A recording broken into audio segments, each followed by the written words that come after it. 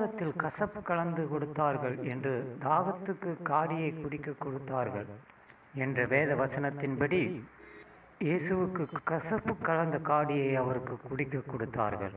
அவர் அதை ருசி பார்த்து குடிக்க மனதில்லாதிருந்தார். அன்று ராத்திரியிலே அதன் மாம்சத்தை நெருப்பினால் சுட்டு புளிப்பில்லாத அப்பத்தோடும் கசப்பான கீரையோடும் அதை புசிக்க கடவீர்கள். மறைவுகளில் உத்தமன் மேல் எய்யும் பொருட்டு கசப்பான வார்த்தைகளாகிய தங்கள் அம்புகளை நாணேற்றுகிறார்கள். சற்றும் பயமின்றி சடுதியிலே அவன் மேல் எய்கிறார்கள். திருப்தி அடைந்தவன் தேன் கூட்டையும் மிதிப்பான். பசியாயிருக்கிறவனுக்கோ கசப்பான பதார்த்தங்களும் தித்திப்பாயிருக்கும். தீமையை நன்மை என்றும் நன்மையை தீமை என்றும் சொல்லி இருளை வெளிச்சமும் வெளிச்சத்தை இருளுமாக பாவித்து கசப்பை தித்திப்பும் தித்திப்பை கசப்பும் என்று சாதிக்கிறவர்களுக்கு ஐயோ! இதோ சமாதானத்துக்கு பதிலாக மகா கசப்பு வந்தது. தேவரீரோ என் ஆத்துமாவை நேசித்து அழிவின் குழிக்கு விலக்கினீர். என் பாவங்கள் எல்லாம் உமது முதுகுக்கு பின்னாக இருந்து விட்டீர். அவர் அதை வேலியடைத்து அதிலுள்ள கற்களை பொறுக்கி அதிலே நற்குல திராட்சைகளை நட்டு அதன் நடுவில் ஒரு கோபுரத்தையும் கட்டி அதில் ஆலையையும் உண்டு பண்ணி அது நல்ல திராட்சை பழங்களை தரும் என்று காத்திருந்தார்.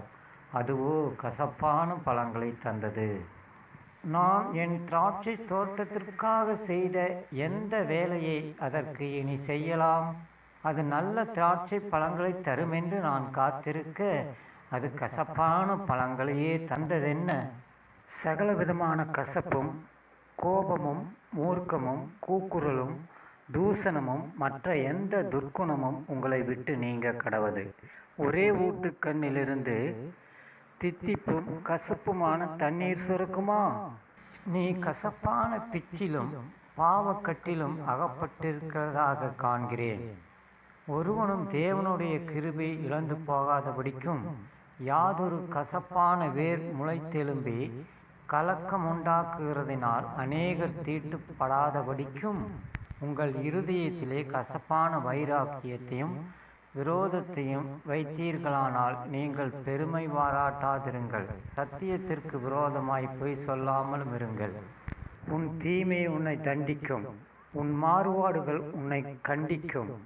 நீ உன் தேவனாகிய கர்த்தரை விடுகிறதும் என்னை பற்றும் பயம் உன்னிடத்தில் இல்லாமல் இருக்கிறதும் எத்தனை பொல்லாப்பும் கசப்புமான காரியம் என்று உணர்ந்து கொள் என்று சேனைகளின் கர்த்தராகிய ஆண்டவர் சொல்கிறார்.